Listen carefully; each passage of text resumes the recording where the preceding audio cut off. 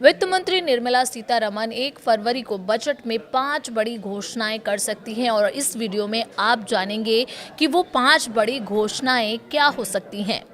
नमस्कार, आप देख रहे हैं न्यूज़ 18 राजस्थान का डिजिटल चैनल और आपके साथ मैं हूं वंदना त्यागी। और इन 5 बड़ी घोषणाओं में पहला है इनकम टैक्स। जानकारों की माने तो ये इनकम टैक्स 13 लाख रुपए तक की कमाई को टैक्स फ्री कर सकता है। नए इनकम टैक्स की नई रिजीम में स्टैंडर्ड डिडक्शन 75,000 से बढ़ाकर 1 लाख रुपए किया जा सकता है। इसमें सैलरीड लोगों की 13 लाख रुपए की इनकम टैक्स फ्री हो जाएगी। अभी जो है वो 12.75 लाख रुपए तक की इनकम जो है वो टैक्स फ्री है।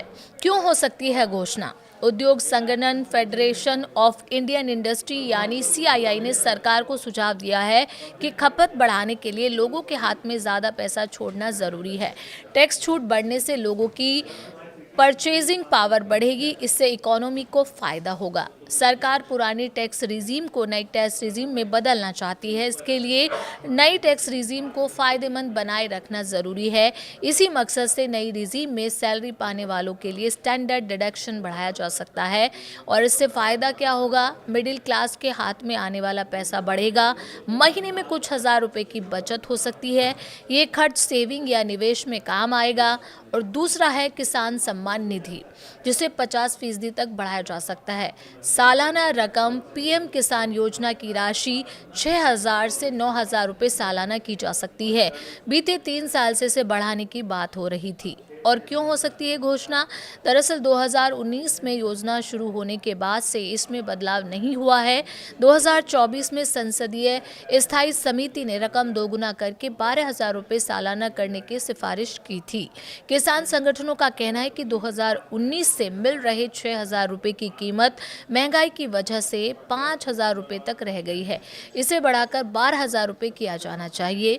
नवंबर 2025 में बिहार सरकार ने 3,000 रुपये एक्स्ट्रा देने का ऐलान किया था। इससे वहां के किसानों को कुल 9,000 रुपये मिलने लगेंगे। केंद्र पूरे भारत में से लागू कर सकता है। खर्च का गणित क्या होगा? फिलहाल करीब 11 करोड़ लोगों को किसान सम्मान निधि मिल रही है। केंद्र सरकार हर साल इस पर 60,000 से 65,000 करोड़ रुपए खर्च करती है। इसे बढ़ाकर 9,000 रुपये सालाना करने पर यह खर्च बढ़कर करीब 95,000 करोड़ सालाना हो जाएगा। फायदा क्या होगा इससे? इससे देश के करीब 11 करोड़ किसान परिवारों को फायदा मिलेगा। 3,000 रुपये की एक्स्ट्रा राशि से किसान अपनी खेती की छोटी मोटी ज़रूरतों को पूरा कर सकेंगे।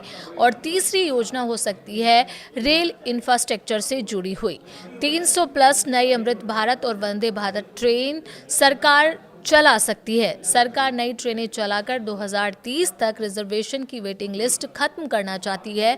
ऐसे में 300 से ज़्यादा अमृत भारत और वंदे भारत ट्रेनों का ऐलान हो सकता है।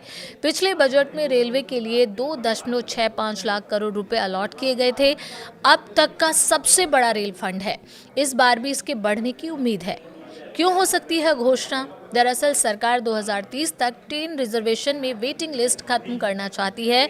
फिलहाल पीक सीजन में डिमांड और सीट उपलब्ध कराने में करीब 20 से 25% का अंतर रहता है।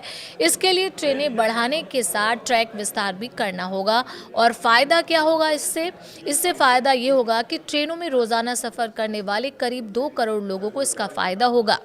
और चौथी योजना का जो ऐलान हो सकता है इस बजट में वो है PM सूर्य घर योजना। 2 किलोवाट के सोलर पैनल पर 80,000 रुपये सब्सिडी। बजट में 2 किलोवाट तक के सोलर सिस्टम पर सब्सिडी को 30,000 प्रति किलोवाट से बढ़ाकर 40,000 करने का ऐलान हो सकता है। मौजूदा नियमों के मुताबिक 2 किलोवाट का सोलर सिस्टम लगवाने पर 30,000 प्रति किलोवाट के हिसाब से कुल 60,000 रुपये की सब्सिडी मिलती है। अगर बजट में सब्सिडी 10,000 रुपये प्रति किलोवाट बढ़ाई गई तो 2 किलोवाट के सोलर सिस्टम पर कुल 80,000 रुपये सब्सिडी मिलेगी, यानी 20,000 रुपये की बचत। वहीं 2 से 3 किलोवाट के बीच के सिस्टम के लिए सब्सिडी 18,000 रुपये प्रति किलोवाट है, यानी 3 किलोवाट से ऊपर के सिस्टम के लिए सब्सिडी 78,000 रुपये पर सीमित है। क्यों हो सकती है घोषणा? दरअसल केंद्र सरकार का लक्ष्य मार्च 2026 तक 40 लाख और 2027 तक 1 करोड़ घरों को सोलर ग्रिड से जोड़ना है। इस योजना से सरकार को अपना लक्ष्य तेजी से हासिल करने में मदद मिलेगी। दिसंबर 2025 तक 19.45 लाख से ज़्यादा पैनल लग चुके हैं। फायदा क्या होगा? सब्सिडी बढ़ने से 2 किलोवाट का सिस्टम लगवाने वाले परिवारों को सीधे 20,000 रुपये की एक्स्ट्रा बचत होगी। इससे न केवल परिवारों को मुफ्त बिजली मिलेगी बल्कि वो एक्स्ट्रा बिजली को ग्रिड बनाकर बेचकर कमाई भी कर सकेंगे। पांचवी जो योजना है जिसका ऐलान हो सकता है वो है आयुष्मान भारत। 60 साल से ऊपर के सभी बुजुर्गों को फायदा होगा। इससे सरकार आयुष्मान भारत योजना का दायरा बढ़ा सकती है।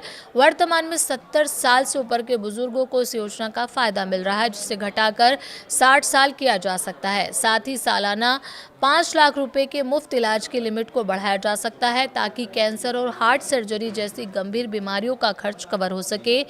क्यों हो सकती है घोषणा? दरअसल आउटलुक की एक रिपोर्ट के मुताबिक भारत में 60 से ज़्यादा उम्र के बुजुर्गों में से 82% के पास कोई भी हेल्थ इंश्योरेंस नहीं है।